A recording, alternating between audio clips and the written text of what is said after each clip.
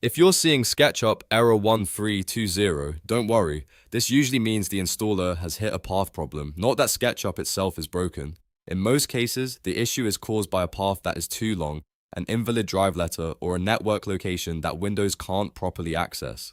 In this video, I'll show you the fastest ways to fix it step by step so you can get SketchUp 2026 installed without wasting time. And if this tutorial helps, make sure to hit like and subscribe for more quick software fixes just like this.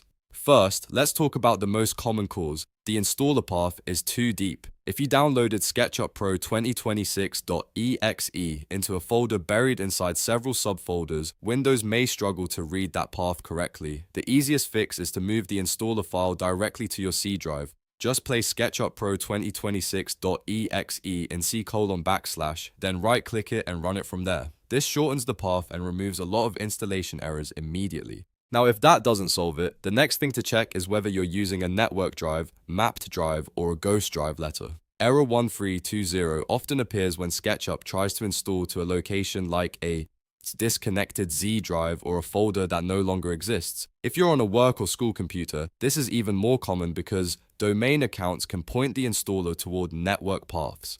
In that case, sign out of your current account and sign into a local Windows administrator account instead. Then run the installer again from C:/.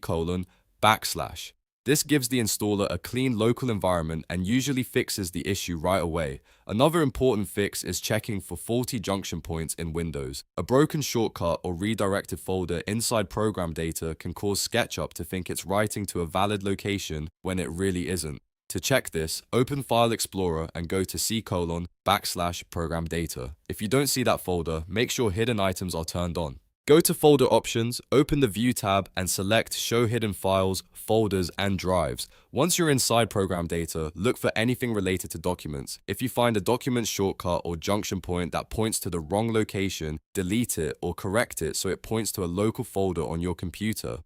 That single step can resolve the invalid drive issue behind SketchUp error 1320. After that, try launching the installer again. If possible, always install to a standard local path and avoid installing from external drives, network shares, or deeply nested folders. Keeping the setup file on C:// and running it as administrator will prevent a lot of installation headaches. So to recap, move the installer to // use a local admin account, check for disconnected or ghost drives, and verify the ProgramData documents junction point.